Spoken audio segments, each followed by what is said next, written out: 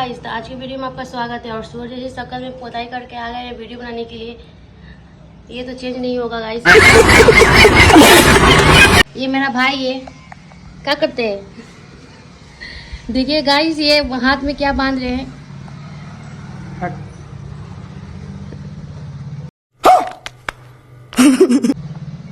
देख लीजिए चलने का स्टाइल।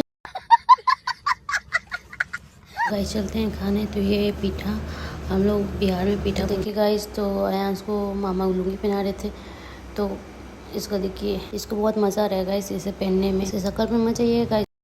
Oh my God! जय श्री राम। गाड़ी थोड़ा जा रहे हैं गाइस। वीडियो अच्छा हो तो प्लीज़ कमेंट कीजिएगा, और अच्छा ना भी लगा हो तो प्लीज़ कमेंट कीजिए,